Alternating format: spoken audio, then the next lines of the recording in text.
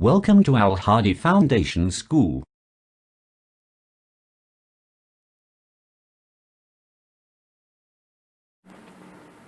Bismillahirrahmanirrahim. Assalamu alaikum. Welcome to Al Hadi Foundation School. Today we are going to start unit number 2 of our science book, which is living organisms. Organisms यानी कि मखलूक. Living organism जानदार मखलूक जैसे इंसान, जानवर, परिंदे, दरख्त वगैरह, जिनको ज़िंदा रहने के लिए हवा, पानी और खुराक की ज़रूरत होती है. इस यूनिट में हम सीखेंगे कि तमाम लिविंग ऑर्गेनिजम्स या लिविंग थिंग्स किन चीज़ों से मिलकर बनी हैं और वो अपने मुख्तलिफ अफ़ाल यानी फंक्शंस कैसे परफॉर्म करते हैं.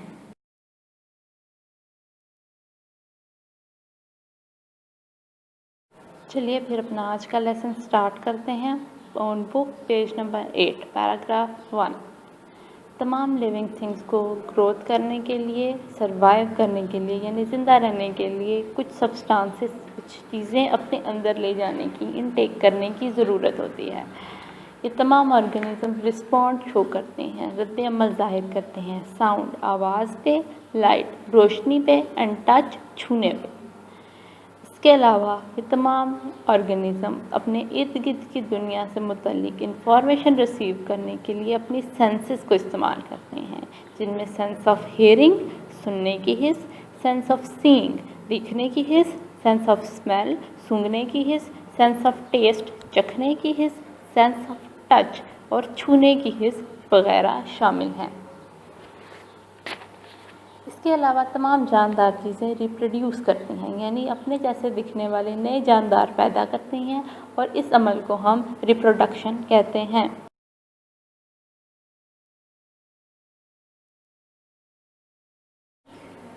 Paragraph number 2. सेल्स यानी कि खुलियात. तमाम पौधे, जानवर और दूसरी तमाम जानदार चीज़ें सेल्स से मिलकर बनी हैं, खुलियों से मिलकर बनी हैं. ये तमाम सेल्स वो जानदार चीज़ें हैं जो फीड करती हैं यानी कि खाती हैं, खुराक लेती हैं, रिप्रोड्यूस करती हैं यानी अपने जैसे दिखने वाले नए सेल्स पैदा करती हैं, रिएक्ट टू देयर सराउंडिंग और अपने इर्द गिर्द के माहौल पे रिएक्शन शो करती हैं, रद्द अमल ज़ाहिर करती हैं. जानदार दो मुख्तलिफ तरीक़ों से मिलकर बनते हैं, यूनिसेलुलर और मल्टी सेलुलर. वो ऑर्गेनिजम्स, वो लिविंग थिंग्स जो सिर्फ एक सेल से, सिंगल सेल से मिलकर बनते हैं, यूनिसेलुलर कहलाते हैं. Uni means single. But in the human body there are millions of cells. इंसानी जिस्म बहुत से सेल्स से मिलकर बना है. मल्टी सेलुलर कहलाता है. Multi means many cells. Cells are the building blocks of all living things. Cell ही वो चीज़ें हैं जो हर एक जानदार का पूरा जिस्म बनाती हैं.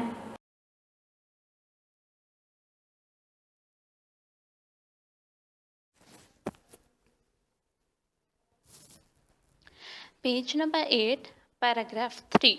Cell structure. खुलियों की साख्त. सेल की साख्त यानी सेल किस किस चीज़ से मिलकर बना है. Nearly all cells have the same basic structure. अमूमन तमाम खुलियों, तमाम सेल्स का एक जैसा स्ट्रक्चर, एक जैसी साख्त होती है. All cells have a round और ओवल न्यूक्लियस. हर सेल के, तमाम सेल्स के पास एक दायरे या अंडे की शक्ल का न्यूक्लियस होता है, surrounded by a jelly like substance. एक जेली की तरह के मवाद से घिरा हुआ होता है, कॉल्ड साइटोप्लाज्म, जिसे साइटोप्लाज्म कहते हैं. Both of which are enclosed within a very thin skin known as cell membrane. Both of which यानी न्यूक्लियस एंड साइटोप्लाज्म दोनों आर इनक्लोज्ड बंद होते हैं within a very thin skin, एक बहुत पतली जिल्द की तह में, नोन एज सेल मेम्ब्रेन, जिसे सेल मेम्ब्रेन कहते हैं.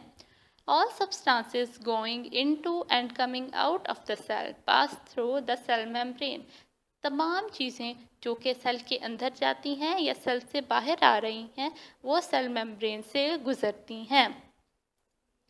The cytoplasm contains a large number of important substances.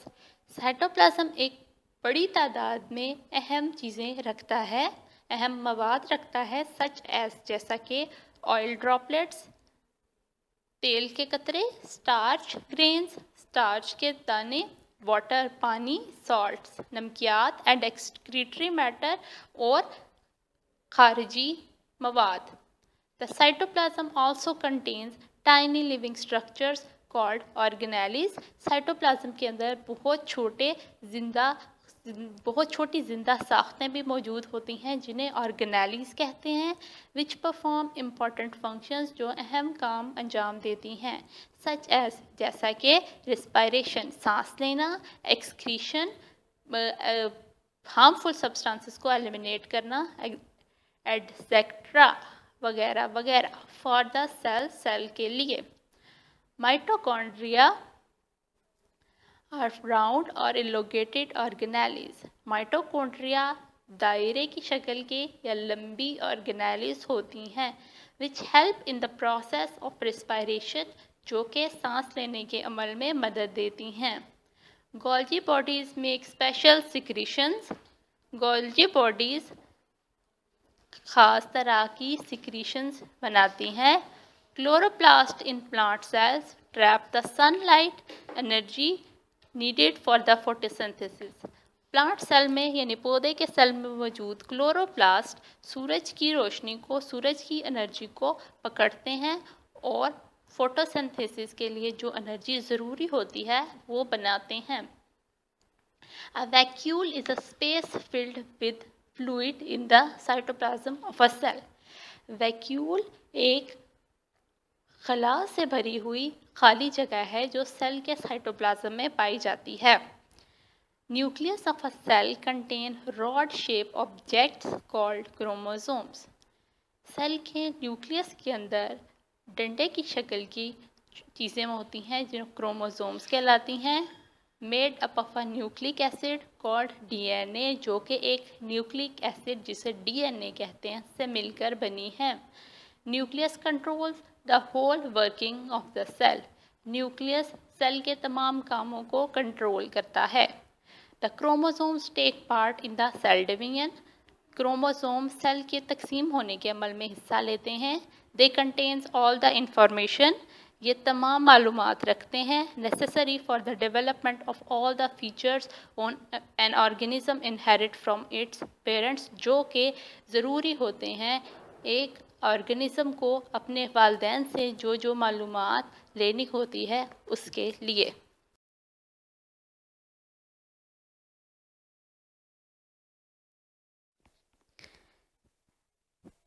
Page number 8, paragraph number 4, animal cell, जानवर का खुलिया। एक एनिमल एक जानवर है जिन खुलियों से, जिन सेल से मिलकर बना है। वो सेल कैसे होते हैं ये हम देखेंगे। A cell wall is absent in the animal cell.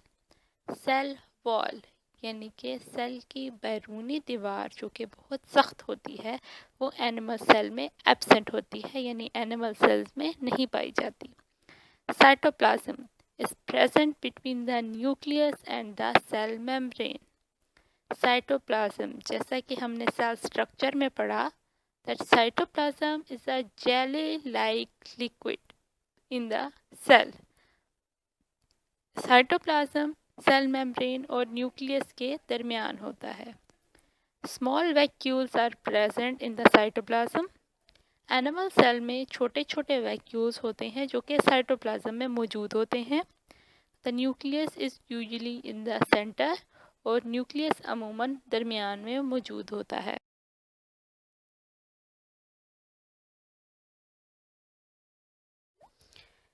Page number 9, plant cell, पौधे का सेल। A hard cell wall made up of cellulose surrounds the cell. Plant cell में एक सख्त सेल वॉल जो कि सेल्यूलोज से बनी होती है सेल को घेरे हुए होती है।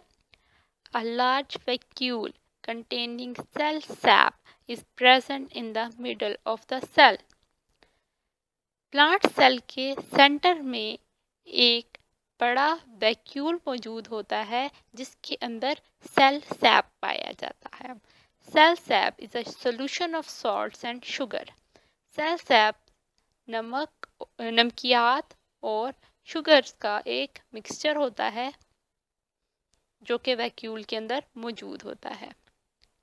A green colored substance called chlorophyll is present in the structures called chloroplast.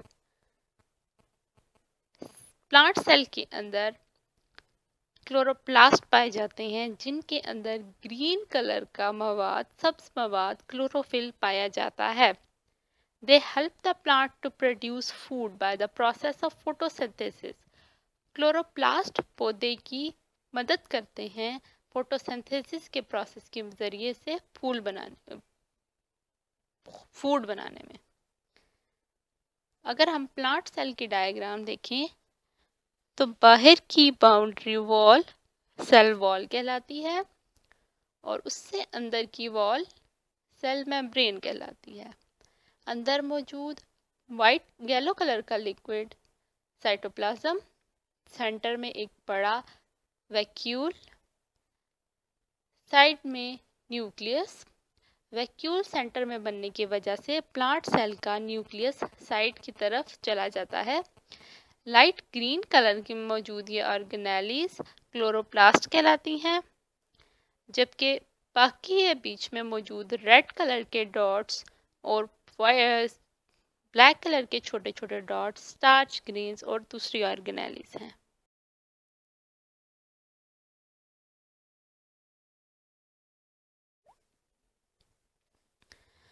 Page number 9, paragraph 2. Root system in plants. पौधों में जड़ का निज़ाम. Roots hold a plant firmly in the soil. जड़ें पौधे को मिट्टी के अंदर मजबूती से पकड़े हुए होती हैं.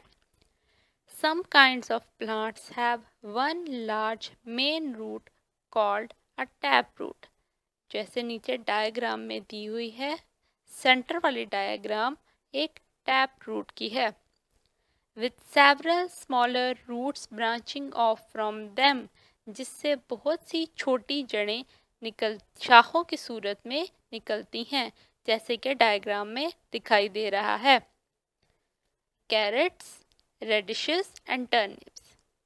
कैरेट्स गाजरें, रेडिशेस मूलियां एंड टर्निप्स और शलजम ऑल हैव टैप रूट्स. सबके पास टैप रूट्स होती हैं. Other kinds of plants such as wheat and grass. दूसरी किस्मों के पौधे जैसे कि wheat, गंदुम and grass और घास have many main roots about the same size. उनके पास बहुत सी जड़ें होती हैं तकरीबन एक ही जिसामत की. These are called fibrous roots. ये fibrous roots कहलाती हैं, जैसे कि तीसरी डायग्राम में दिखाया गया है. घास जिसके पास fibrous roots हैं. From the fibrous roots many smaller roots branch off. fibrous roots से बहुत सी छोटी शाखें जड़ की निकलती हैं. A thick root cap at the end protects the sensitive growing point of the root tip. अगर हम पहली डायग्राम में देखें तो नीचे का सिरा रूट कैप के नाम से मेंशन किया गया है. रूट टिप यानी जड़ के सिरे की हिफाजत करने के लिए जिससे पौधा बढ़ रहा होता है. जड़ का साइज रूट टिप से बढ़ता है. रूट टिप एक हसास हिस्सा होता है और उसकी हिफाजत के लिए एक थिक रूट कैप यानी एक मोटा हिस्सा होता है जिसे रूट कैप कहते हैं.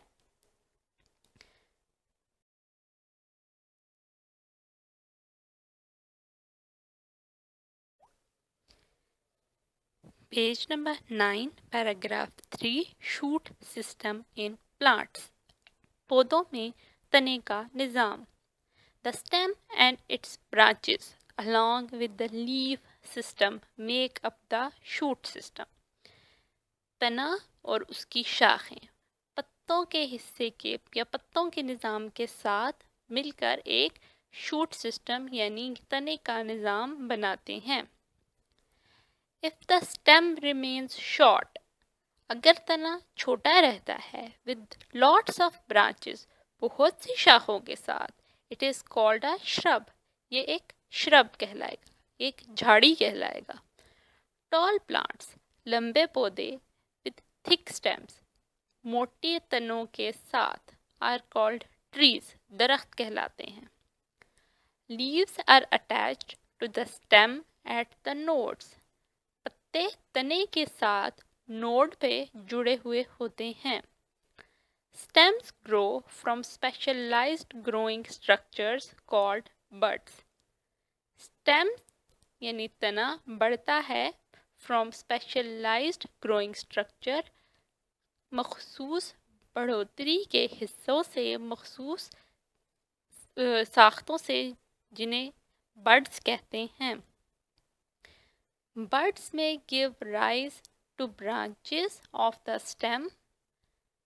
बड्स यानी कोंपलें या तो शाखें बनाएंगी, तने की शाखें बनाएंगी, और they may be specialised to produce flowers, या ये मखसूस होंगी सिर्फ फूल पैदा करने के लिए। The stem connects the roots to leaves. तना जड़ों को पत्तों से जोड़ता है। It helps to transport raw materials for photosynthesis. ये फोटोसिंथेसिस के लिए सामान मुहैया करता है। And the products of photosynthesis to all parts of the plant. और फोटोसिंथेसिस के बाद बनने वाले चीज़ों को पौधे के तमाम दूसरे हिस्सों तक पहुंचाता है।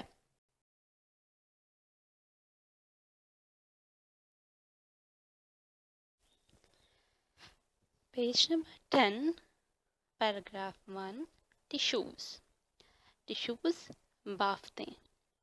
A group of similar cells which are specialized to perform a particular function is called a tissue. A group of similar cells. एक जैसे सेल्स का ग्रुप which are specialized जो कि मखसूस होते हैं to perform अदा करने के लिए a particular function एक मखसूस काम। एक जैसे सेल्स का ग्रुप जो कि एक ख़ास काम करने के लिए मखसूस होते हैं टिश्यू कहलाता है। Vascular tissue for example is used for transporting food and water in plants. मिसाल के तौर पर वेस्कुलर टिश्यूज़ जो कि पौधों में मौजूद होते हैं पानी और खुराक की तरसील के लिए इस्तेमाल होते हैं। जैसे नीचे डायग्राम में दिखाया गया है, जाइलम और फ्लोएम टिश्यूज़ मिलकर वेस्कुलर बंडल्स या वेस्कुलर टिश्यूज़ बनाते हैं जो पौधों में पानी और खुराक को एक हिस्से से दूसरे हिस्से तक पहुंचाते हैं। Muscle tissues use for movement in plants. Animals में, जानवरों में मसल टिश्यूज़ हरकत के लिए इस्तेमाल होते हैं। जैसे दूसरी डायग्राम में मसल टिश्यूज़ की एक तस्वीर दिखाई गई है।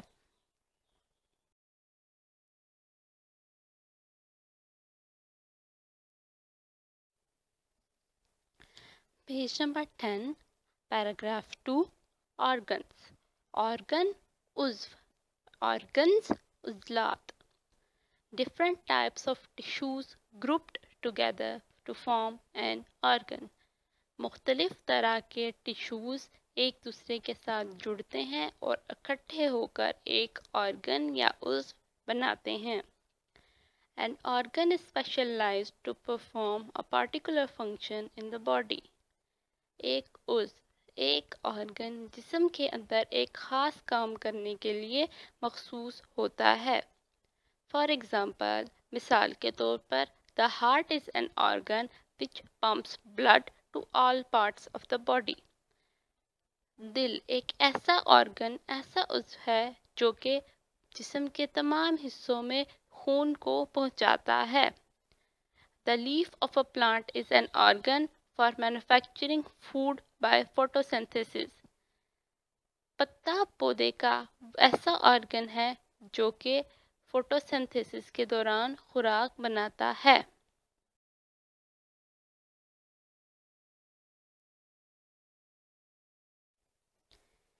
Page number 10, paragraph 3, organ systems. इज़लाती निज़ाम। The bodies of living organisms are made up of a variety of systems. जानदारों का जिस्म मुख्तलिफ तरह के सिस्टम से, निज़ामों से मिलकर बना है। All these systems perform important functions.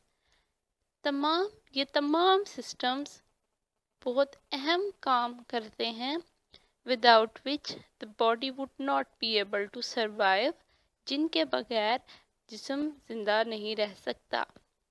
Systems are made up of many organs which work together. ये सिस्टम बहुत से ऑर्गन्स के इकट्ठे काम करने से मिलकर बनते हैं.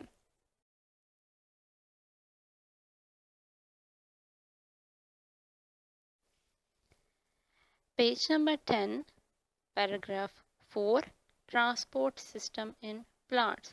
पौधों का निज़ामे तरसील या पौधों में निज़ामे तरसील. इन मल्टीसेलुलर प्लांट्स, पौधों में मटीरियल्स आर सर्कुलेटेड, सामान घूमता है, इन अ सिस्टम ऑफ ट्यूब्स, नालियों के एक निज़ाम के अंदर, कॉल्ड द वेस्कुलर सिस्टम, जिसे वेस्कुलर सिस्टम कहते हैं. Vascular system of plants is composed of specialized tissues called xylem and phloem. पौधों का वेस्कुलर सिस्टम दो खास तरह के टिश्यूज पर मुश्तमिल होता है, जिन्हें जाइलम और फ्लोएम कहते हैं. Xylem is made up of long dead cells called vessels. Xylem लंबी और मुर्दा खुलियों से मिलकर बनते हैं, जिन्हें वेसल्स कहा जाता है. Vessels have thick walls. Vessels की दीवारें मोटी होती हैं. They carry water from the roots through the stem to the veins of the leaf. ये पौधों में तने के जरिए जड़ से पत्तों की शाखों तक हर जगह पानी पहुंचाते हैं. Phloem is made up of long, thin-walled tube cells called sieve tubes. Phloem लंबे और पतली दीवारों वाली नालियों से बनते हैं, जिन्हें sieve tubes कहा जाता है. Sieve tubes are made up of living cells. Sieve tubes जिंदा सेल्स से मिलकर बनते हैं, whose horizontal walls have tiny holes, जिनकी मतवाजी दीवारों के अंदर छोटे सुराख होते हैं. Food flows from the leaves to the other parts of the plant through the sieve tube. खुराक पत्तों से पौधे के दूसरे तमाम हिस्सों तक सीव ट्यूब्स के जरिए से बहती है या जाती है. Water enters the plant through the roots. पानी पौधे में जड़ों के जरिए से दाखिल होता है. The tiny parts of a root that absorb water and minerals are called root hairs. जड़ के छोटे हिस्से जो कि ज़मीन से पानी और नमकियात को जज़्ब करते हैं, रूट हेयर्स, जड़ के बाल कहलाते हैं. Barely covering an inch or two. Root hairs grow at the tip of each root. Root hairs यानी जड़ के बाल हर जड़ के सिरे पर उगते हैं और ये बमुश्किल 1 या 2 इंच का हिस्सा ढकते हैं. Each root hair is a hollow tube with thin walls. हर जड़ का बाल, हर रूट ट्यूब एक खोखली या खाली नाली होती है with thin walls, जिसकी पतली दीवारें होती हैं. It grows from a cell on the outside of a root. ये जड़ के बाहर की जानिब सिर्फ एक सेल से उगती है या निकलती है.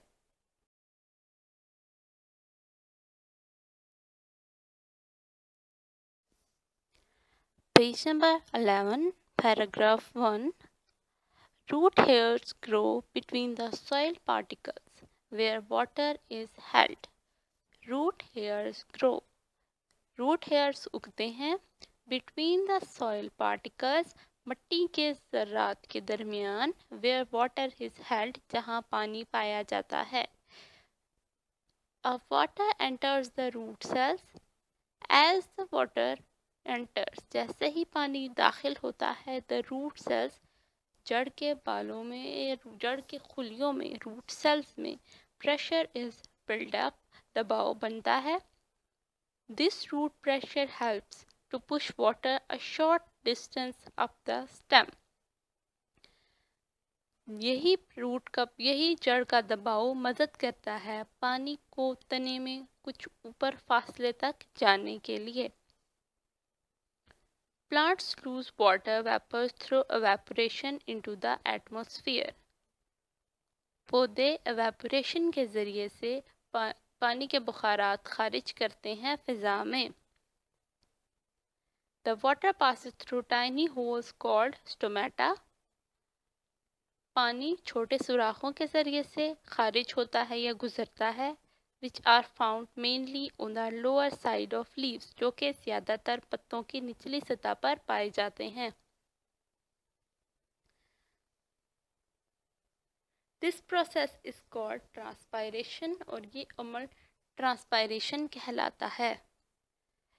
The movement of water from the roots to the leaves is called transpiration stream. जड़ों से पत्तों तक की पानी की मूवमेंट को, पानी की हरकत को ट्रांसपायरेशन स्ट्रीम कहा जाता है. It appears that water is pulled up by the xylem tubes as water vapors is lost from the leaves during transpiration. Transpiration के दौरान पत्तों से जैसे ही वाटर वेपर्स या पानी के बुखारात खारिज होते हैं, ये जाहिर करते हैं कि पानी जाइलम ट्यूब्स के ज़रिए ऊपर जा रहा है. This transpiration pull is the main way in which water is transported in plants. यही ट्रांसपायरेशन पुल अहम ज़रिया है या अहम तरीका है पौधों में पानी की तरसील का, यानी पानी को एक हिस्से से दूसरे हिस्से में पहुंचाने का. Transpiration helps a plant to keep cool in summer. Transpiration एक पौधे को गर्मी के मौसम में ठंडा रहने में मदद देता है.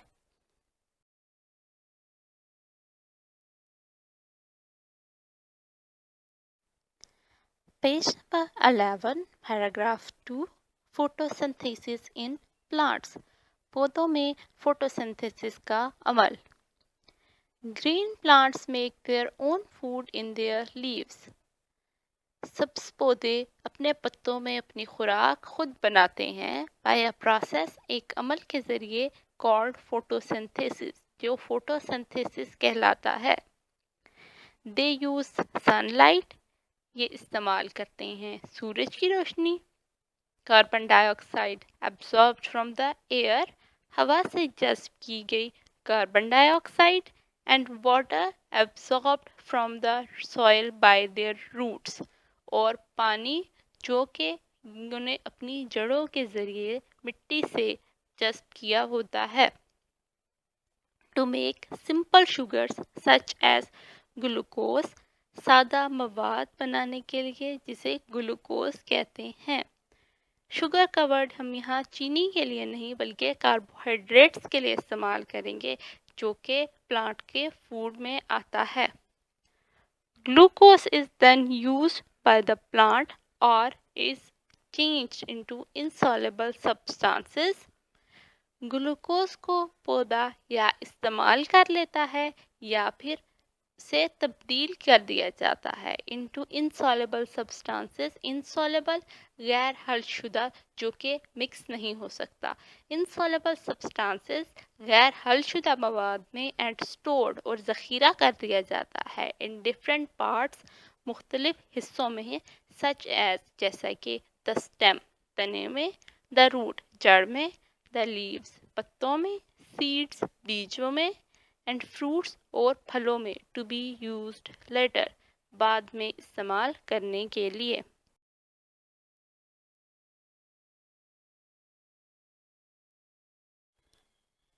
Page number 11, paragraph 3, benefits of photosynthesis. Benefits फ़ायदे, फोटोसिंथेसिस के फ़ायदे या फ़वाइद.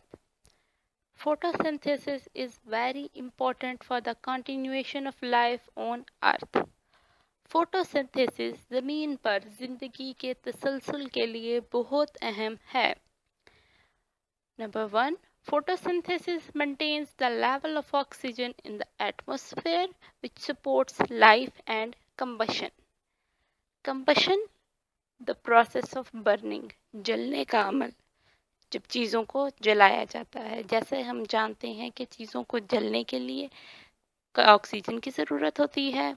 सपोर्ट लाइफ यानी कि ज़िंदा रहने के लिए भी ऑक्सीजन की ज़रूरत होती है। Photosynthesis maintains the level of oxygen in the atmosphere. Photosynthesis के प्रोसेस में ऑक्सीजन बनती है जिसकी वजह से एटमॉस्फेयर यानी फ़िज़ा में ऑक्सीजन की एक मिक़दार बरकरार रहती है जो कि ज़िंदगी के लिए यानी कि जानदार चीज़ों के लिए और कंबशन यानी जलने के अमल में मदद करती है या उसके लिए ज़रूरी है। Point number 2. Forests of the world help to absorb the huge amount of carbon dioxide. दुनिया के जंगल मदद करते हैं एक बड़ी मिकदार में कार्बन डाइऑक्साइड को जज़्ब करने में। दैट इज़ प्रोड्यूस जो कि बनती है बाय मॉडर्न इंडस्ट्रियल सोसाइटी जदीद सनती माशरे में। Point number 3. Plants manufacture all their body building and energy producing substances from simple raw materials. पौधे अपना जिस्म बनाने के और अपने लिए ताकत पैदा करने वाला तमाम मवाद से सादा चीज़ों से बनाते हैं using the energy of sunlight, सूरज की रोशनी को इस्तेमाल करते हुए। एनिमल्स डिपेंड ऑन प्लांट्स, जानवर मुनहसर करते हैं पौधों पे, एंड प्लांट ईटिंग एनिमल्स और उन जानवरों पे जो कि पौधे खाते हैं यानी कि herbivores for their food and energy supplies, अपनी खुराक और अपनी ताकत के ज़रियों के लिए। Point number 3. Cars, airplanes, home heating systems and industrial complexes all make use of natural products. गाड़ियाँ, एरोप्लेन्स, जहाज़, होम हीटिंग सिस्टम्स, घरों को गर्म रखने का निज़ाम, एंड इंडस्ट्रियल कॉम्प्लेक्सेस और तमाम सनती निज़ाम, इन सब को कुदरती चीज़ों की ज़रूरत होती है। लाइक जैसा कि move to page number 12.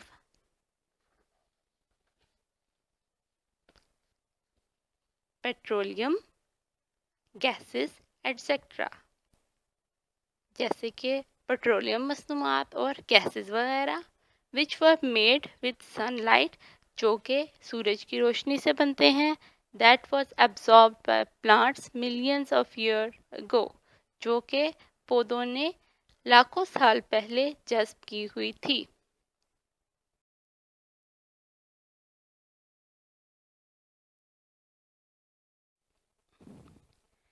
Page number 12.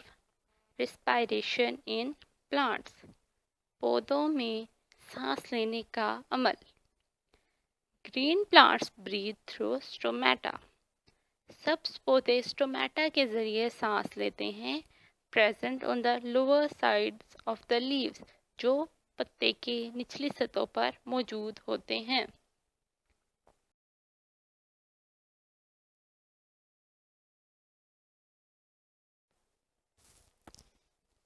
Page number 12. Systems in humans, इंसानों में मुख्तलिफ निज़ाम। रेस्पायरेटरी सिस्टम, सांस लेने का निज़ाम। Respiration is the process by which food is oxidized in the body cells to produce energy. Respiration यानी सांस लेने का अमल ऐसा अमल है जिसमें फूड इज़ ऑक्सीडाइज, खुराक हज़म होती है या जल जाती है इन द बॉडी, जिस्म के अंदर जज़्ब हो जाती है टू प्रोड्यूस एनर्जी पैदा करने के लिए, ताकत बनाने के लिए। Oxygen is taken into the body from the air, हवा से ऑक्सीजन जिस्म के अंदर ले जाई जाती है and carbon dioxide is given out और कार्बन डाइऑक्साइड को बाहर निकाल दिया जाता है। It is composed of respiratory system मुश्तमिल होता है नोज नाक पे, विंड पाइप और trachea.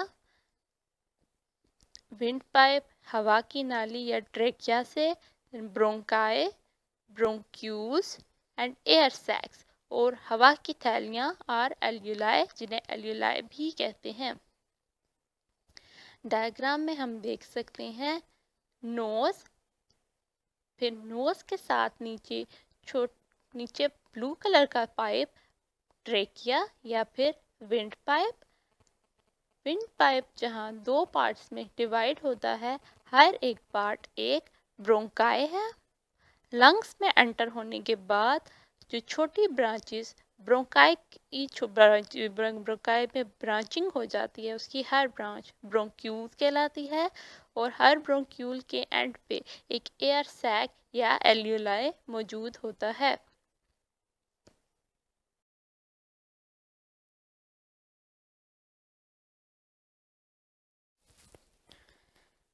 Page 12. Process of respiration. Air is taken in or inhaled by the nose. Inhaled, take in यानी अंदर लेके जाना। हवा नाक के ज़रिए से अंदर ले जाई जाती है। It passes through the windpipe. नाक के ज़रिए अंदर जाने के बाद हवा विंड पाइप से गुजरती है, bronchi and bronchioles, and is delivered to the air sacs or alveoli. हवा नाक के ज़रिए से अंदर ले जाई जाती है, फिर ये विंड पाइप यानी ट्रेकिया से गुजरती हुई ब्रोंकाई में जाती है और ब्रोंकाई से ये ब्रोंक्यूल्स में से गुजरती हुई एल्यूलाई तक पहुंच जाती है। The walls of the alveoli are thin and moist. एल्यूलाई की दीवारें पतली और नम होती हैं and are surrounded by blood capillaries और वो खून की नालियों से घिरी हुई होती हैं, यानी हर एल्यूलाई के गिर्द ब्लड कैपिलरीज खून की नालियों का एक जाल मौजूद होता है so that gaseous exchange can take place easily, ताकि गैसों का तबादला आसानी से हो सके। Oxygen is absorbed by the red blood cells in the capillaries. जब हवा अपने अंदर मौजूद तमाम गैसेस के साथ एल्यूलाई के अंदर आती है, तो एल्यूलाई की पतली दीवारों से ऑक्सीजन गुजरकर ब्लड कैपिलरीज में जज्ब हो जाती है। ब्लड कैपिलरीज में मौजूद रेड ब्लड सेल्स यानी सुर्ख खून के खुलिये उसे जज्ब कर लेते हैं and is taken to the cells of the body और वहाँ से वो उसे जिस्म के दूसरे खुलियों तक ले जाते हैं। The food is present in the cells is oxidised and energy is produce. जिस्म के सेल्स में जब ऑक्सीजन पहुँचती है तो वो वहाँ मौजूद खुराक को ऑक्सीडाइज करती है, यानी उसको जज्ब करती है, उसके अंदर से तमाम ज़रूरी मवाद को जज्ब करती है और एनर्जी पैदा करती है, ताकत पैदा करती है। This energy is used by the body, ये ताकत जिस्म इस्तेमाल करता है टू परफॉर्म वेरियस एक्टिविटीज़, मुख्तलिफ काम सरअंजाम देने के लिए। As a result of oxidation, oxidation के नतीजे में carbon dioxide is produced in the cell. Cells में यानी खुलियों में कार्बन डाइऑक्साइड पैदा होती है या बनती है। This is absorbed by the blood, ये खून जज्ब कर लेता है and carried to the lungs और उसे वापस लंग्स यानी फेफड़ों तक पहुंचा देता है, from where it is breathe out और एक्सहेल, जहां से ये बाहर निकल जाती है, यानी एक्सहेल हो जाती है, जिस्म से बाहर निकल जाती है। चलें अब इस पूरे प्रोसेस को हम एक बार रिपीट करते हैं। नाक के ज़रिए से हवा इनहेल की गई, वो वहाँ से एंटर होके आई ट्रेकिया यानी विंड पाइप में, ब्रोंकाई से गुजरकर ब्रोंक्यूल्स में और ब्रोंक्यूल से होती हुई एल्यूलाई तक पहुंची।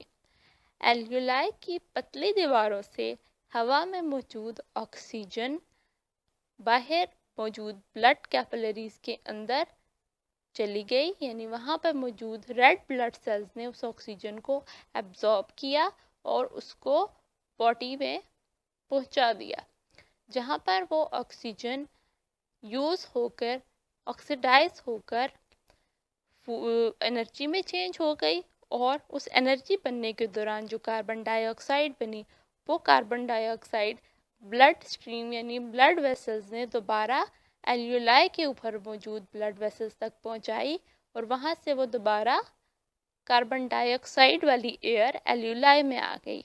एल्यूलाई से गुजर के वो दोबारा ब्रोंक्यूल्स में, ब्रोंक्यूल्स से ब्रोंकाई में, ब्रोंकाई से विंड पाइप में और विंड पाइप से ऊपर आती हुई माउथ में से एक्सहेल हो गई, यानी बाहर निकल गई। अगर हम नीचे मौजूद टेबल देखें पेज नंबर 12 पे, यहाँ पर मौजूद डिफरेंट गैसेस और उनकी इनहेल्ड और एक्सहेल्ड क्वांटिटी लिखी है। यानी कि ऑक्सीजन, जब हमने एयर को इनहेल किया तो उस एयर में ऑक्सीजन की 21% क्वांटिटी मौजूद थी, लेकिन जब उसको एक्सहेल किया यानी बाहर निकाला तो उसी एयर के अंदर, उसी हवा में ऑक्सीजन 16% रह गई थी, यानी कि कुछ क्वांटिटी एब्जॉर्ब हो गई और बाकी की एक्सहेल हो गई, निकल गई। जब एयर को हमने इनहेल किया तो कार्बन डाइऑक्साइड 0.04% हमारी बॉडी के अंदर गया था, लेकिन जब एक्सहेल किया, बाहर निकाला तो हमारी बॉडी से 4% कार्बन डाइऑक्साइड बाहर चली गई।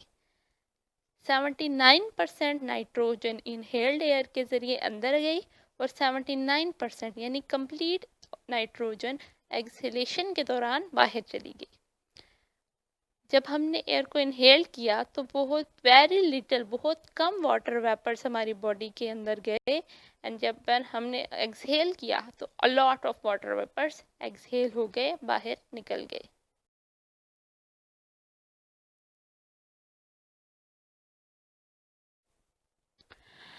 Page number 13, circulatory system. Circulation of important materials around the body takes place through the circulatory system.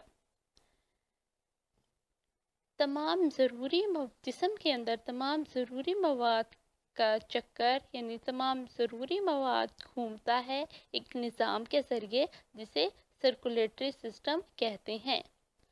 The parts of the circulatory systems are, circulatory system के हिस्से होते हैं the heart, दिल, arteries, capillaries and veins.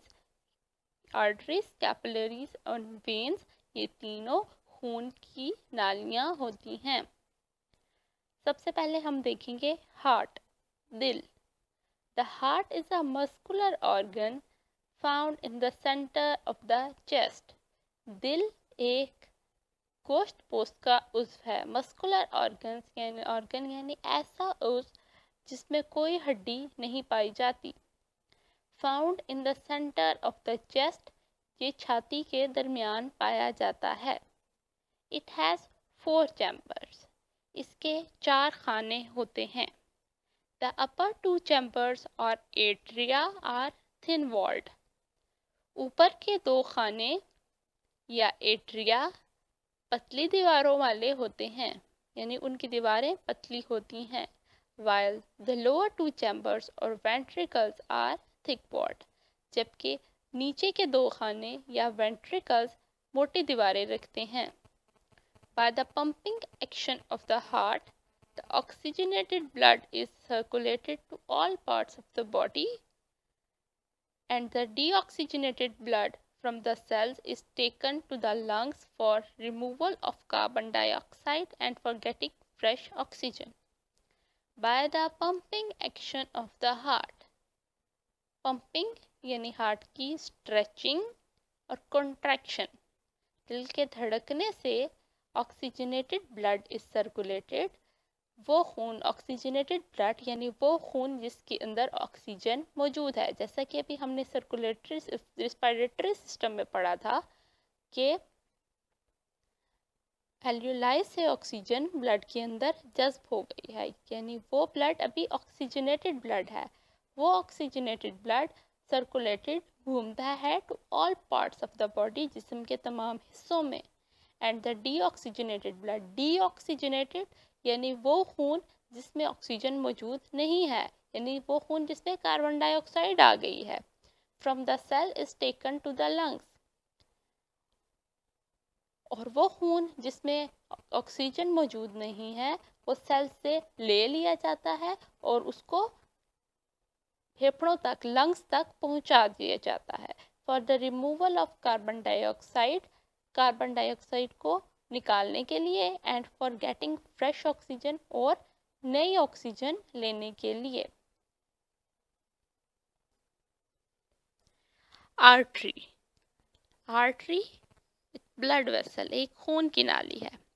An artery is a blood vessel which takes blood away from the heart to an organ. Artery खून की वो नाली है जो खून को दिल से लेकर जिस्म के किसी भी दूसरे हिस्से तक पहुंचाती है।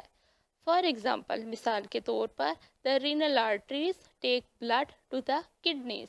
रीनल आर्टरीज वो आर्टरीज हैं जो खून को दिल से लेकर किडनीज यानी के गुर्दों तक पहुंचाती हैं। When, a vein is a blood vessel that takes blood from an organ to the heart. When खून की वो नालियां हैं जो खून को जिस्म के तमाम हिस्सों से लेकर वापस दिल तक पहुंचाती हैं। फॉर एग्जाम्पल, मिसाल के तौर पर, the renal vein brings deoxygenated blood back to the heart. जैसे कि हमने आर्टरी में देखा था कि रीनल आर्टरीज खून को किडनी तक पहुंचा रही हैं, दिल से लेके किडनी तक यानी गुर्दे तक पहुंचा रही हैं। रीनल वेन्स गुर्दों से गुजरने के बाद डीऑक्सीजनेटेड ब्लड, जब ब्लड हार्ट से किडनी में आया वो ऑक्सीजनेटेड ब्लड था, लेकिन किडनी से बाहर आने के बाद वो ब्लड डीऑक्सीजनेटेड है, यानी उसकी ऑक्सीजन को किडनी ने एब्जॉर्ब कर लिया है। अब वो डीऑक्सीजनेटेड ब्लड रिनल वेन के ज़रिए से वापस हार्ट यानी दिल के अंदर ले जाया जाएगा। Capillary, a third type of blood vessel. Capillary is a very thin walled blood vessel. Capillary ऐसी ब्लड वेसल, ऐसी खून की नालियाँ हैं जो इनकी दीवारें बहुत पतली होती हैं, which forms a connection between an artery and a vein in an organ, जो एक उसमें एक किसी भी एक ऑर्गन के अंदर आर्टरीज और वेन्स को जोड़ती हैं।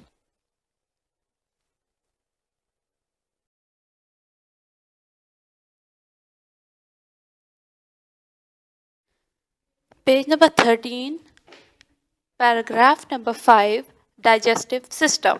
निज़ाम इंहज़ाम यानी कि वो सिस्टम जिसके तहत खुराक हमारे अंदर जाती है और उसके तोड़ फोड़ के बाद वो एनर्जी में चेंज होकर हमारे जिस्म के मुख्तलिफ़ अफ़आल यानी मुख्तलिफ़ एक्टिविटीज़ सर अंजाम देने के लिए इस्तेमाल होती है। डाइजेशन यानी हाजमा।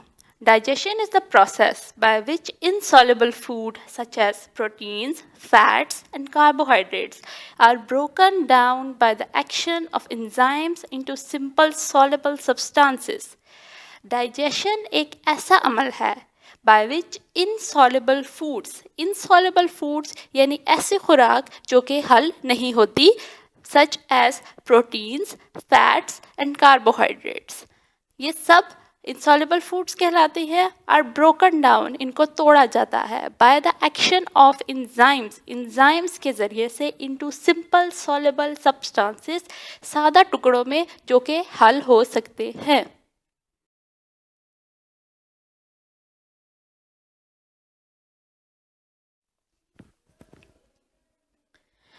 Page number 14, the parts of the digestive system are. Digestive system यानी निज़ाम इंहज़ाम के हिस्से। नंबर 1 माउथ, यानी कि मुंह, नंबर 2 फूड पाइप खुराक की नाली, नंबर 3 स्टमक यानी मैदा, नंबर 4 स्मॉल इंटेस्टाइन यानी छोटी आंत, नंबर 5 लार्ज इंटेस्टाइन यानी कि बड़ी आंत। सबसे पहले हम देखेंगे माउथ के फंक्शंस। The mouth contains teeth, tongue and saliva. मुंह के पास दांत, जुबान और थूक होता है। The teeth help to chew food and break it into small pieces. दांत खुराक को चबाने में मदद करते हैं and break it into small pieces और उसको छोटे टुकड़ों में तोड़ते हैं। The tongue mixes the chewed food with saliva. जुबान चबाई हुई खुराक को स्लाइवा यानी थूक के साथ मिक्स कर देती है। Saliva is a watery liquid. Saliva यानी थूक एक पानी के जैसा लिक्विड माया है, सिक्रेटेड इनटू द माउथ जो कि मुंह में आता है बाय ग्लैंड्स गदूदों के ज़रिए से, providing lubrication for chewing and swelling जो कि फिसलन देता है चबाने के दौरान और निगलने के दौरान। Saliva contains a chemical substance और enzymes। saliva यानी थूक के पास एक केमिकल मवाद मौजूद होता है जिसे इंजाइम कहते हैं, which starts the digestion of starch by turning them into simple sugars।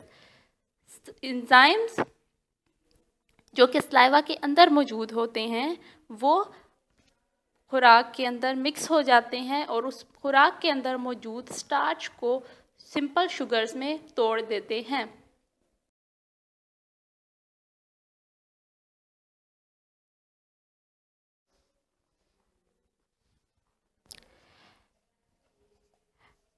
Page number 14, paragraph number 3, food pipe और oesophagus, the second part of the digestive system. Food pipe खुराक की नाली और एसोफेगस या oesophagus. Food from the mouth passes into the esophagus। खुराक मुंह से oesophagus में जाती है। From where it enters the stomach, जहाँ से ये मैदे में दाखिल होती है। स्टमक, मैदा। The stomach is a muscular bag which stores food for some time. मैदा डाइजेस्टिव सिस्टम का तीसरा हिस्सा होता है। ये एक गोश्त पोस्ट की थैली होती है जो कि कुछ टाइम के लिए, कुछ वक्त के लिए खुराक को ज़ख़ीरा करती है।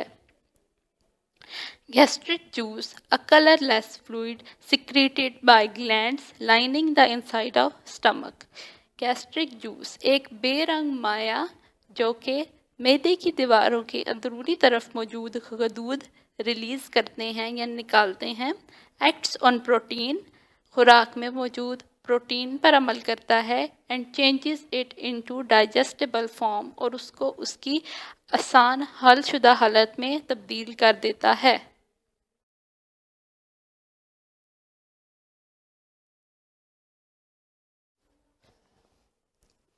Page number 14, small intestine.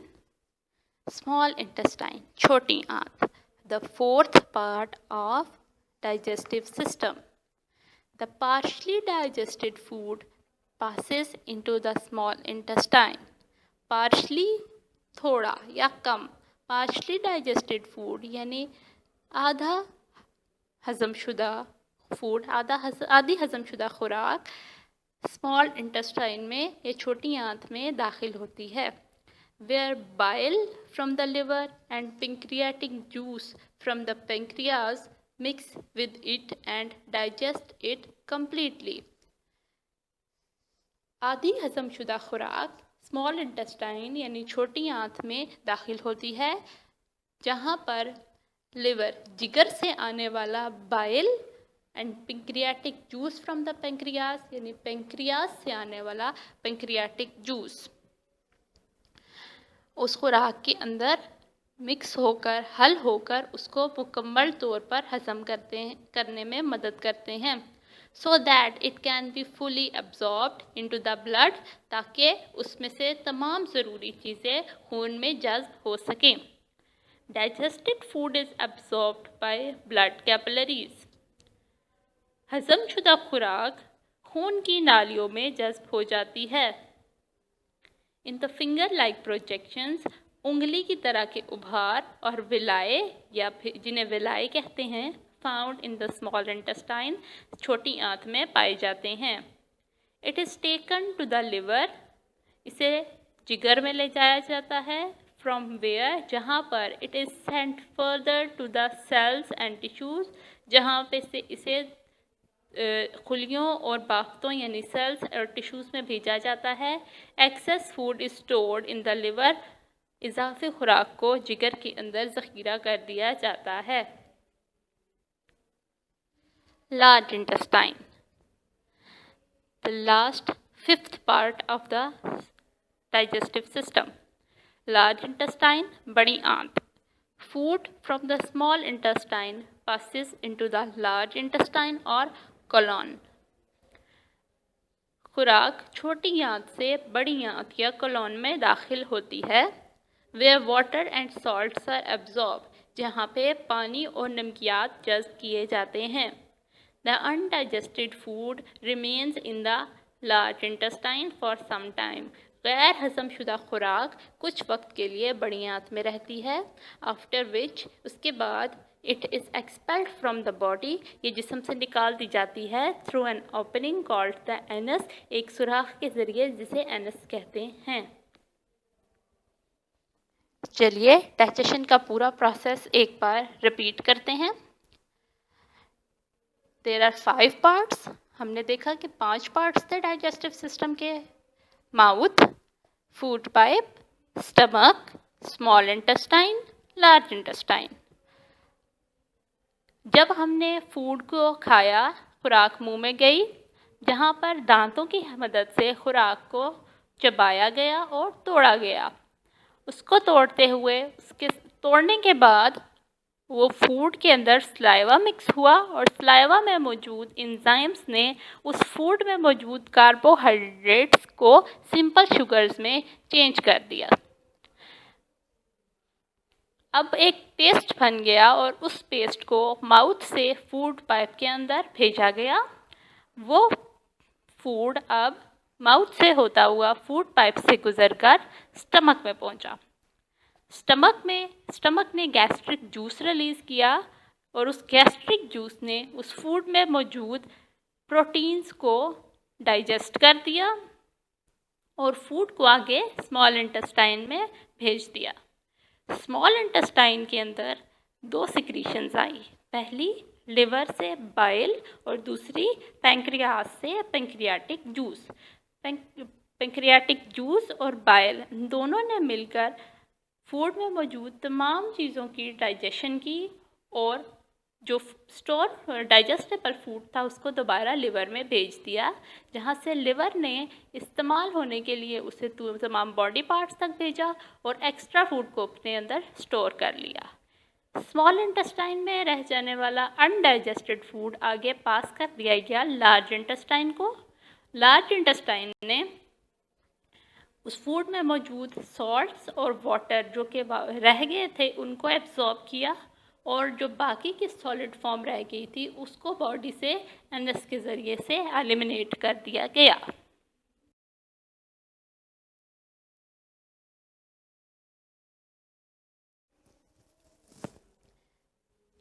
Page number 15, excretory system. Excretion यानी ऐसा प्रोसेस जिसमें वेस्टफुल सब्सटेंस और हार्मफुल सब्सटेंस को बॉडी से एलिमिनेट कर दिया जाता है, निकाल दिया जाता है. The process of removing harmful and poisonous waste substances produced by the body is called excretion. The process of removing harmful, वो अमल जिसमें नुकसानदेह एंड पॉइजनस वेस्ट मटी सब्सटेंसेस और जहरीले मादों को निकाला जाता है प्रोड्यूस बाय द बॉडी, जो कि जिस्म बनाता है, इज़ कॉल्ड एक्सक्रीशन. एक्सक्रीशन कहलाता है. लंग्स एंड किडनीज, फेफड़े और गुर्दे are the main excretory organs of the body. जिस्म के अहम एक्सक्रीटरी ऑर्गन्स हैं। The parts of excretory systems are, excretory system के हिस्से हैं, number 1 kidneys, number 2 ureters, number 3 urinary bladder, number 4 urethra. Diagram में भी हम देख सकते हैं 2 kidneys, a pair of kidney, left side पे left kidney, then right kidney. Kidney से जो ट्यूब नीचे तक आ रही है वो ट्यूब यूरेटर से नीचे एक बैग है जिसे ब्लैडर कहते हैं, और उस ब्लैडर की ओपनिंग यूरेथरा। अब हम डिस्कस करते हैं द प्रोसेस ऑफ एक्सक्रीशन कि एक्सक्रीशन कैसे होती है। Blood containing waste substances enter the kidneys। Circulatory system में हमने एग्जाम्पल देखी थी कि ब्लड से के हार्ट से रेनल आर्टरीज के ज़रिए से ब्लड किडनी में आता है जो कि ऑक्सीजनेटेड ब्लड होता है। ओके, अब वो वहाँ से आया और किडनी के अंदर उसने सारी सफाई की, ऑक्सीजन प्रोवाइड की, और किडनी से वो रेनल वेन के ज़रिए से बाहर निकला और वापस हार्ट तक चला गया। अब यहाँ पे बात है कि blood containing waste substances enter the kidneys through the renal arteries. अब उस ब्लड के अंदर सिर्फ ऑक्सीजन नहीं और भी मटेरियल्स मौजूद थे जो कि वेस्ट सब्सटेंसेस थे, वो रेनल आर्टरीज के ज़रिए से किडनी में एंटर हो गए। The blood is filtered by the kidneys. अब किडनी में आने वाले ब्लड को उस किडनी ने फिल्टर किया and the waste substances are removed from it, और वेस्ट सब्सटेंसेस को उस ब्लड से निकाल दिया। It flows back into the renal veins. अब वो ब्लड रेनल वेन्स के ज़रिए वापस हार्ट की तरफ जाएगा। Waste substances along with excess water. Waste substances, अब जो ख़राब मवाद है जिसे हमने फेंकना है, वो सारा एक्सेस वाटर, पानी, बहुत से पानी के साथ पास डाउन द यूरेटर्स, वो यूरेटर्स के ज़रिए नीचे आएगा into the urinary bladder. Urinary bladder के अंदर वेयर इट इज़ स्टोर्ड, यहाँ पे उसको ज़हीरा किया जाएगा फॉर सम टाइम्स, कुछ वक्त के लिए, in the form of urine की फॉर्म में, यूरिन की शक्ल में। When the bladder is full, जब ब्लैडर भर जाएगा, urine is passed out through the यूरेथरा। यूरेथरा के थ्रू यूरिन को बाहर निकाल दिया जाएगा। अब इस प्रोसेस को हम एक दफ़ा डिटेल में देखते हैं। किडनी के अंदर ब्लड एंटर हुआ through the renal arteries. Kidney के अंदर ऐसे स्ट्रक्चर मौजूद थे कि जब रीनल आर्टरीज के ज़रिए ब्लड किडनी के अंदर गया तो किडनी ने उसे फिल्टर करना शुरू कर दिया और उसमें से वेस्ट सब्सटेंसेस को, ख़राब चीज़ों को या जो चीज़ें फेंकने वाली थी उनको निकालना शुरू कर दिया और ब्लड को साफ़ करके रीनल वेन के ज़रिए वापस बॉडी में भेज दिया। अब वेस्ट सब्सटेंसेस जो किडनी में रह गए थे, उन वेस्ट सब्सटेंसेस को बहुत से पानी के साथ किडनी ने अपने यूरेटर्स के ज़रिए से यूरिनरी ब्लैडर के अंदर भेज दिया, जहाँ पे वो स्टोर कर लिया गया यूरिन की फॉर्म में। जब वो ब्लैडर भर गया, ब्लैडर के भरने के बाद यूरिन को यूरिथरा के थ्रू बॉडी से एलिमिनेट कर दिया गया।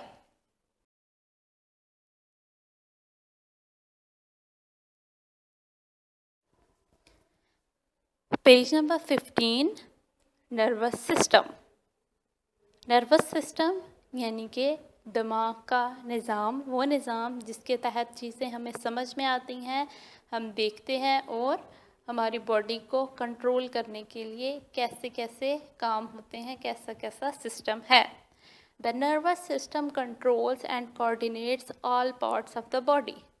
नर्वस सिस्टम जिस्म के तमाम हिस्सों को कंट्रोल करता है, उन पर काबू रखता है और उनको एक दूसरे से मिलाता है, उनका एक दूसरे से राब्ता कायम रखता है।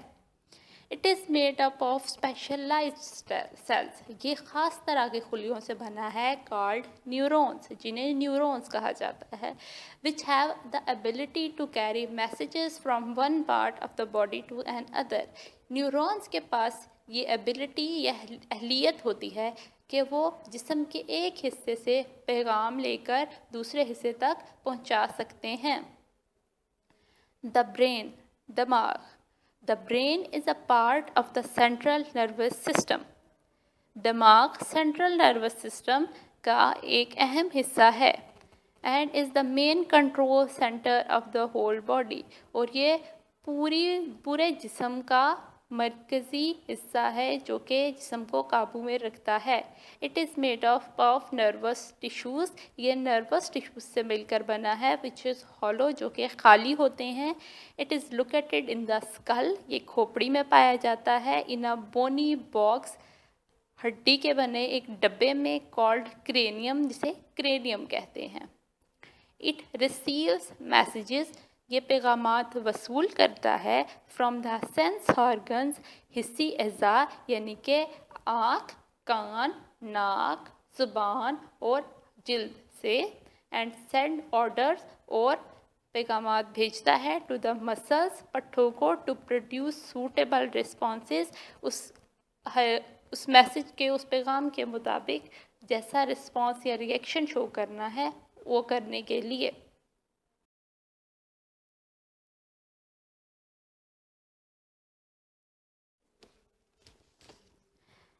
Page number 16, the spinal cord. Spinal cord, हराम मगज़। Spinal cord is also a part of the central nervous system. हराम मगज़ यानी स्पाइनल कॉर्ड भी सेंट्रल नर्वस सिस्टम का एक हिस्सा होता है। It is a thick cord, ये एक मोटी बार होती है, made up of nervous tissues, जो कि नर्वस टिश्यूज़ से मिलकर बनी है, which passes through the backbone और वर्टिब्रल कॉलम, जो कि बैकबोन यानी रीढ़ की हड्डी या वर्टिब्रल कॉलम के अंदर से गुजरती है।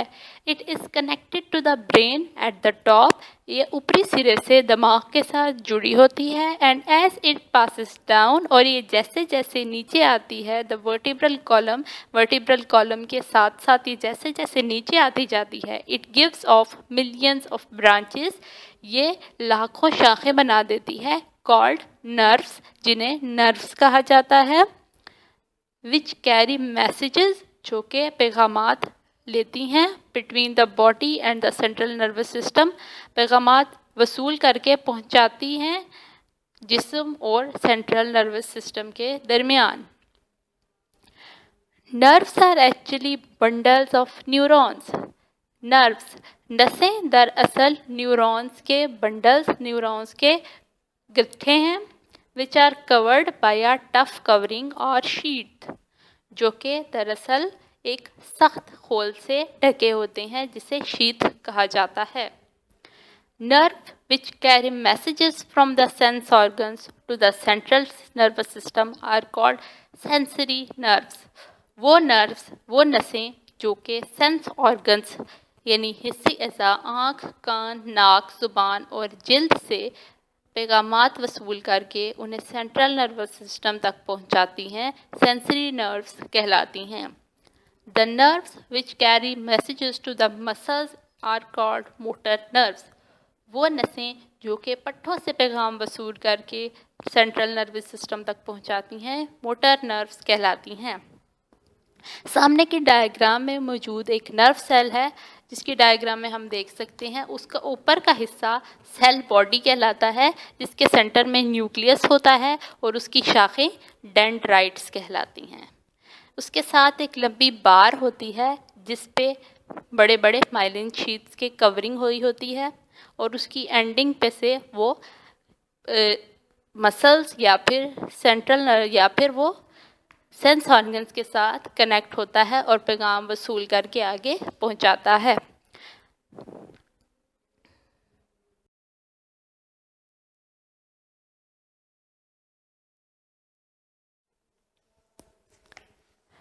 Page number 16, how the nervous system works. Nervous system कैसे काम करता है। अ सेंस ऑर्गन, एक हिस्सी उज़्व, फॉर एग्ज़ाम्पल जैसा कि द आई, आँख, रिसीव अ सेंसेशन और स्टिमुलस, एक एहसास वसूल करती है जिसे हम स्टिमुलस कहते हैं, जैसा कि light. This message is conveyed to the nervous system. ये पैगाम नर्वस सिस्टम को भेज दिया जाता है। द स्पाइनल कॉर्ड और the brain, central nervous system के दोनों पार्ट्स, ब्रेन या स्पाइनल कॉर्ड में से किसी को भी by a sensory nerve fibres के ज़रिए से। एक आँख जो सेंसेशन रिसीव कर रही है, फॉर एग्ज़ाम्पल एक आँख ने जो देखा है वो देखना, यानी उसने अगर रोशनी देखी है तो वो पैगाम की सूरत में दिमाग या स्पाइनल कॉर्ड दोनों में से किसी एक को सेंसरी नर्व फाइबर्स के ज़रिए भेज दिया जाएगा।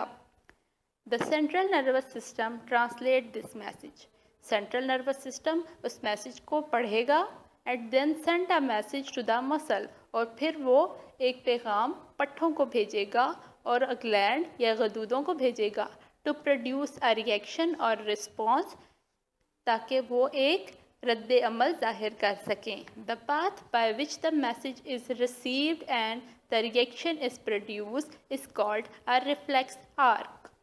वो रास्ता जिसके ज़रिए पैगाम वसूल होता है और रद्द अमल पहुँचाया जाता है, रिफ्लेक्स आर्क कहलाता है। हमने देखा कि नर्वस सिस्टम कैसे काम करता है।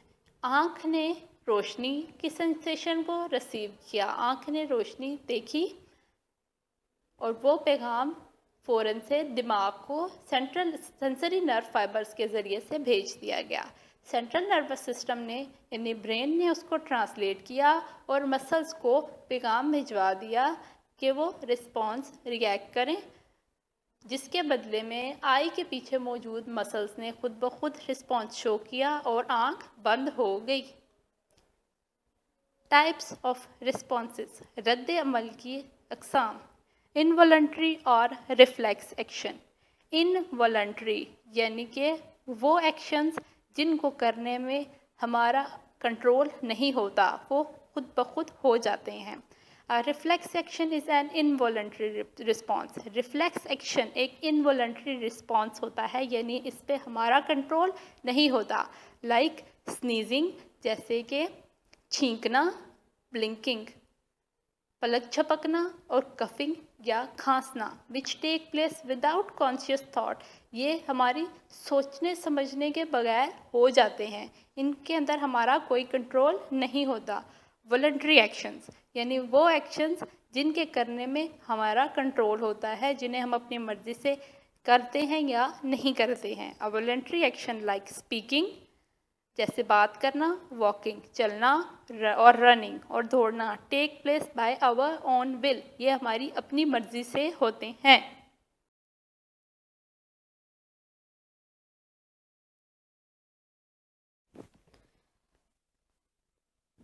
Now we are going to discuss the exercise of unit number 2, living organisms.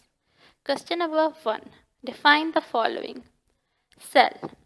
Cells are the building blocks of all living things that feed, reproduce and respond to their surroundings. Cells जानदार के building blocks होते हैं जो खाते हैं, reproduce करते हैं और माहौल पे रद्द अमल दिखाते हैं। Tissue, a group of similar cells which are specialized to perform a particular function is called a tissue. एक जैसे काम करने वाले सेल्स जो कि एक मखसूस काम के लिए मौजूद होते हैं, टिश्यू कहलाते हैं।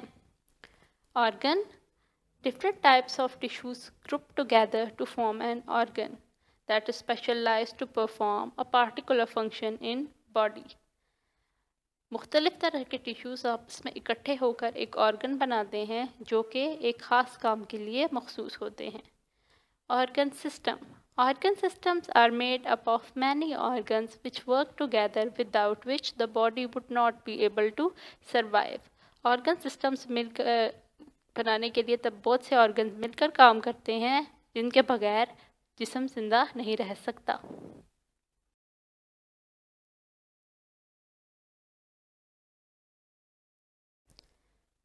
Question number 2. Describe how the transport of material take place in plants. पौधों में तमाम सामान कैसे ट्रांसपोर्ट होता है, तरसील होता है। In plants, Materials are circulated in the system of tubes called vascular system. This system is composed of xylem and phloem tissues.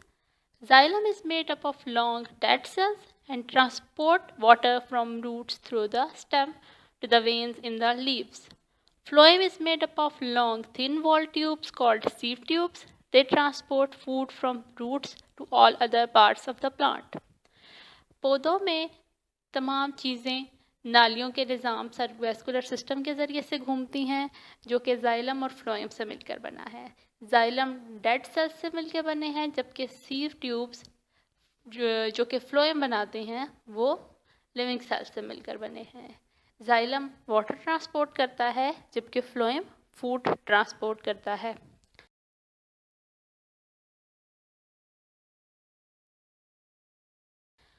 Question number 3.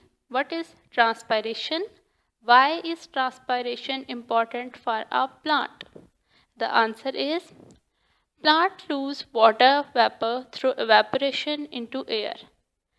The water passes through stomata found on the lower side of leaf. This process is called transpiration. Transpiration helps a plant to keep cool in summer.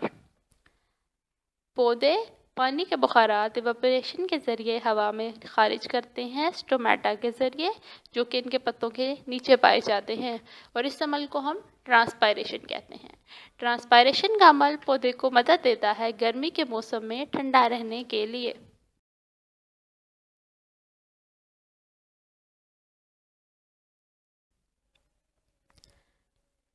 Question number 4. What is respiration? Name the parts of human respiratory system. Respiration is the process by which oxygen is taken into the body from air and carbon dioxide is given out. Respiration एक ऐसा अमल है जिसमें हवा को जिस्म के अंदर ले जाकर उससे ऑक्सीजन को लिया जाता है और कार्बन डाइऑक्साइड को बाहर निकाल दिया जाता है। Parts of respiratory system are nose, windpipe or trachea, bronchi, bronchioles, and air sacs or alveoli.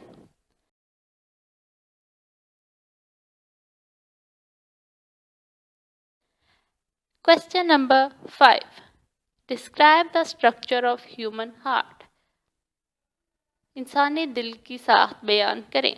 And the answer is heart is a muscular organ found in the center of the chest. It has 4 chambers.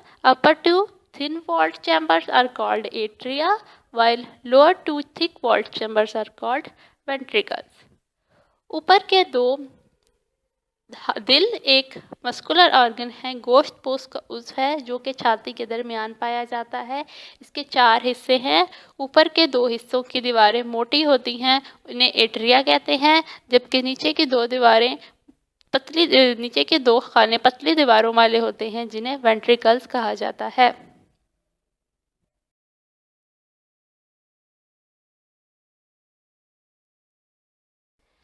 Question number 6. What is digestion? Where does digestion of food take place in humans? Digestion is a process by which insoluble foods such as protein, fats, and carbohydrates are broken down by the action of enzyme into simple soluble substances. Digestion एक ऐसा अमल है जिसमें गैर हलशुदा खुराक जैसे protein, fats और carbohydrates को तोड़कर एंजाइम के ज़रिए से सादा टुकड़ों में तब्दील कर दिया जाता है। Digestion of food take place in the small intestine in humans. इंसानों में डाइजेशन यानी हजमे का अमल स्मॉल इंटेस्टाइन यानी छोटी आंत में मुकम्मल होता है.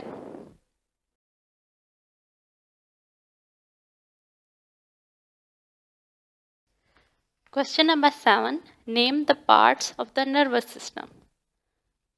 Nervous system consists of the brain, the spinal cord, the nerves, and the neurons.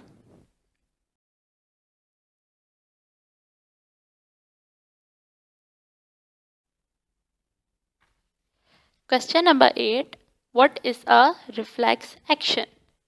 Reflex action क्या है?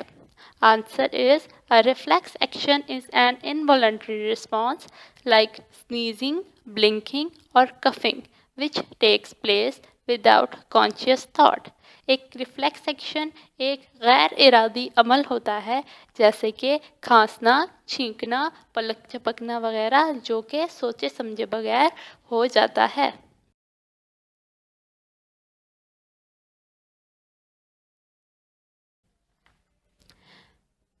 Question number 9. Identify which of the following are voluntary actions. Writing, reading, and speaking are the voluntary actions, while the coughing, sneezing, sweating, and shivering are the involuntary actions. I hope you will understand this lecture very well. Allah Hafiz.